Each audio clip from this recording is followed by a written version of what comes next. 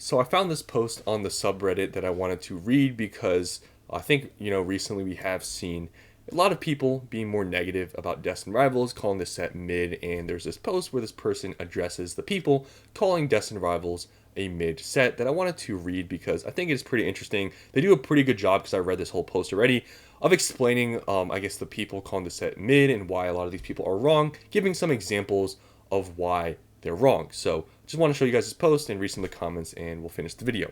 So the title of this is Destined Rivals Floor Rares, a full preview IR cards of what people are calling a mid set. So let's just start reading. The cards are beautiful, the lineup is great, and it's not a perfect set. Boo, no Jesse and James. A lot of people are disappointed about that. But calling the set mid is one of the dumbest things I've heard in a long time.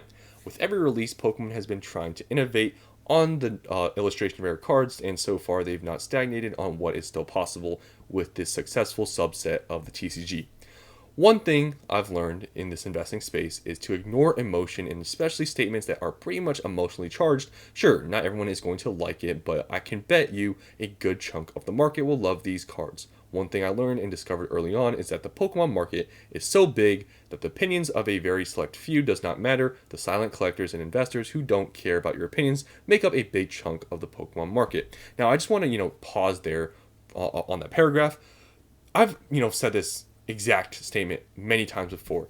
When you go online, and I fully agree with this statement, when you go online and read all these opinions about sets, what's a good set, what's a bad set, you have to take the information online you see sort of with a grain of salt and just use that information to, I guess, conclude with your own thoughts and your own research of what you want to make a decision on with a set. Is it good? Do you want to invest into it? You don't want to just blindly just follow people's advice. And I talk about it even with myself.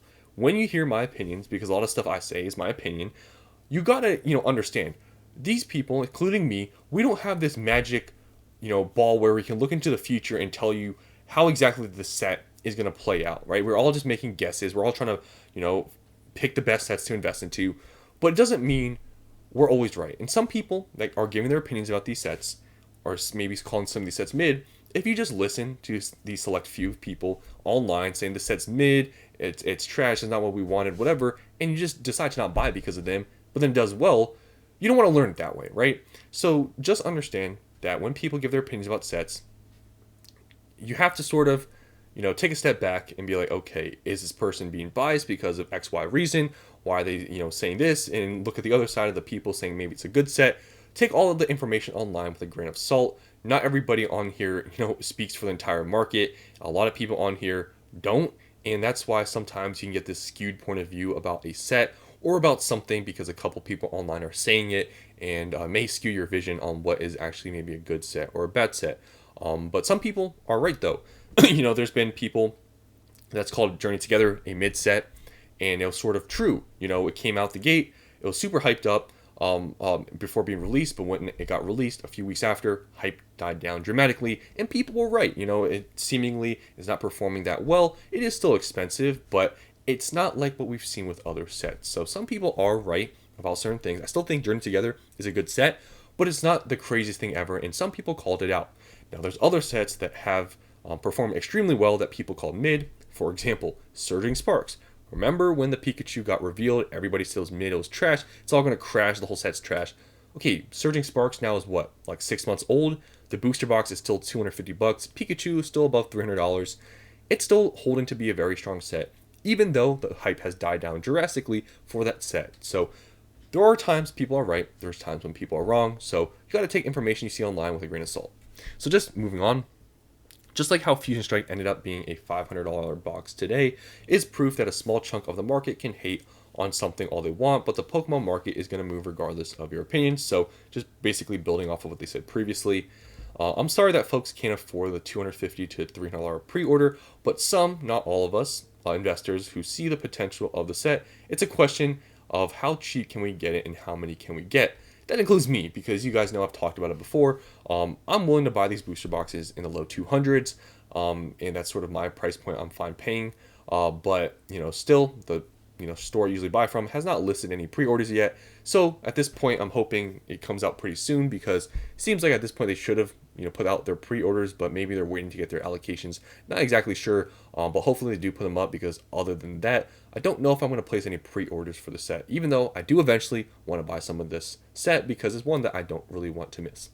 The high cost of opportunity does not seem to outweigh the risk-reward ratio of the set.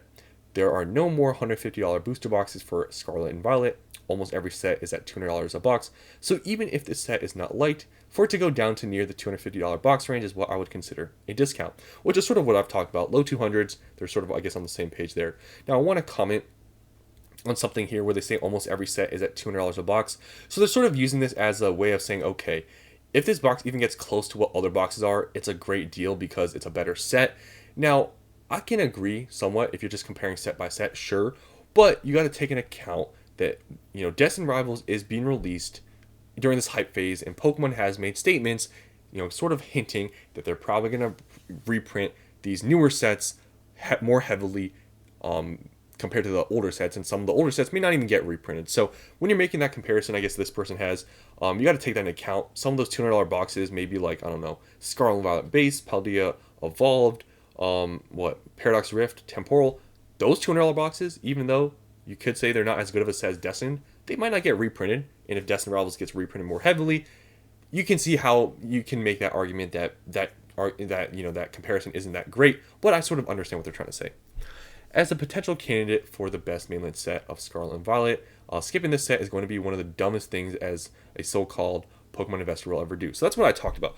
I want to buy this set for low 200s, but if I can't, I'm still going to buy some. I'm guessing, I will be able to find some places selling them for mid 200s at least at that price. So if I can't find them for low 200s, I'm buying Destined Rivals still, but I'm not gonna buy as much as I would have.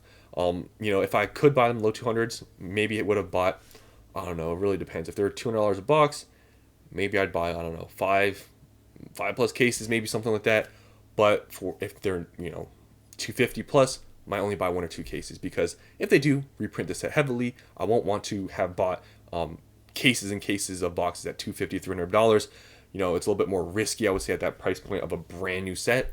That's just my opinion, but I don't want to miss out fully on this set, because it's possible this could be like one of those sets where it never gets cheap again. It's possible. There are 2 mainline sets after this set, and I don't think Pokemon has the intention to bring out another lineup as good or even better than Destined Rivals, as they need the hype equity for the new block. Now, I don't know if that's 100% true. That's sort of their theory, but yeah. The new block, which will possibly feature the Mega Evolutions, Scarlet and Violet as a block has given us some of the best sets we've ever seen in the hobby, and I do expect the last 2 mainline sets to be as good as most of the other SV sets. I just don't think SV as a block will give us anything better for a mainline set as Destined Rivals. So they're basically saying it's going to be the best set or best main set in this era, which obviously you can't predict the future with those other sets, but so far I would agree. I think this is the best mainline set by a pretty good margin. Now the reason why I think that is because it's just, even though some people are disappointed, there's some really nice artworks in here. Just to name a few, the Misty's cards, the IRs, are going to probably be pretty expensive. The Psyduck and the Lapras. I also really like the Shaman. Also, I really like the Kangaskhan, and there's also Meowth. So there are some, cards in here that are going to be, probably pretty expensive. And also just going to the SARs here. Yes, there's controversy, disappointment with the Mewtwo. I still think when you compare this to just other cards that are expensive, like you could argue, look at the Surging Sparks Pikachu. There's not much crazy artwork going on with that card, but it's still pretty expensive. Mewtwo, yes, they could have done more with the card, but it's the same thing. People said that with the Pikachu, they could have done more with it. I said the same thing. I think they could have done more with the Mewtwo. I agree. It's still going to be expensive. That's the thing. So I think even with the controversy, still a good set. Still think the artworks are good. The Ho-Oh is pretty cool. The Moltres is cool. The Garchomp's cool. It has some nice SARs and IRs in here that I think it's going to be the best mainline set by a decent margin, at least so far. And this is also, I believe, the promo in the ETB. Now, just to read some comments to end this video, I just, you guys know my opinion about Destined. It's going to be the best mainline set so far in Scarlet Violet. It's going to be expensive, even though there is controversy that you see online, the negativity. I think it's still going to perform fine, but you do want to be careful of the price you're paying at because they're still around $320. A booster box may not be the best price to pay for, especially since the hype is not as crazy as it once was when we didn't know what the Mewtwo was, when we didn't know some of these other cards. But let's just read some comments. Just gimme that Moltres. Okay? If mid means it's on shelves for MSRP, then I'm okay with more mid. This person says definitely does not mean that. I think it's above average for a main set. However, for a set that was teased as a Team Rocket set since last year, it's underwhelming for what it could have been. People including myself, are calling it mid because it had huge potential, which they blew it. It's more of a trainer set featuring Team Rocket, which is not what everyone hoped for. No, Jesse and James was a choice, just not a good one. So, yeah, it's just, I think there was just so much hype built up about this being just a exclusively Team Rocket set, and when we found out that it was sort of a combination of sets, some people then, including me, were sort of disappointed. And I guess also you add on the artwork, some people being disappointed. It's sort of like a double, I guess, whammy where people are disappointed twice. So I can sort of understand that, but still, objectively look at the set, it's still good. I love the Lapras card. This is going to be the best, the mainline set of the entire era. This set is amazing to me. I hope everyone keeps bleeping on it so I can complete it for cheap. Yes, keep talking down the set. Given the hype and expectations, this quite literally is the definition of mid. Let's see what some people say. Also, yeah, there's a ton of full arts, but to be honest, I want 2 of them. Okay? People have called the last 6 sets mid. That's so true. I don't think you can name a single set where people haven't called it mid. Maybe 151, but people called Prismatic mid because the crowns on the evolutions. People called Surging Sparks mid. People called Journey Together mid. Stellar Crown maybe is more of a better argument. Twilight Masquerade, I don't know if it was called mid, but yeah, people have called mid. Sets mid for this entire, like last year, and sets have performed extremely well. No Jesse James, no Dark Pokemon, Mewtwo card is alright at best, no Armored. This is a good set when you compare it to other main sets. However, for a Team Rocket set, it's not what most people were hoping for. So yeah, this pretty much sums it up. It's just not what people were hoping for, but still a good main set when you compare it to everything else. This set looks mid. I'm sorry, this is bad. I don't care what anyone says. This set was hyped up for a long time. I wanted this set to be the best. In my opinion, they dropped the ball big time. I know it's been repeated over and over, but no Charizard, no Blastoise or Dragonite, no Dark cards, no Jesse and James. Come on. If this was any other set, it would be decent. There are some nice cards. Also, the pack art is amazing. ETB looks amazing. Probably the best looking ETB in a very long time. Just sucks they messed it up. Pretty mid. This set is insane. Mid. So, very conflicting views. I think the set is going to be one that you're going to want to have, if you're investing into it. And overall, it's just a good set. But people, I think, had this, maybe unrealistic expectation, especially people thinking this was exclusively going to be a Team Rocket set, and then it turned out not to be. And then some people are disappointed that, the artworks aren't as great as they wanted. So, understand some of the, criticism, but still, if you compare it to the rest of Scarlet and Violet, and you take sort of the emotion out of it, it's objectively the best set. So, just want to talk about this post, and I guess people addressing that the set is mid. I don't think it's mid. It's the best set. I think so far we've gotten. Let me know down in the comments below what you think about this. Hope you guys enjoyed, and I'll see you in the next one.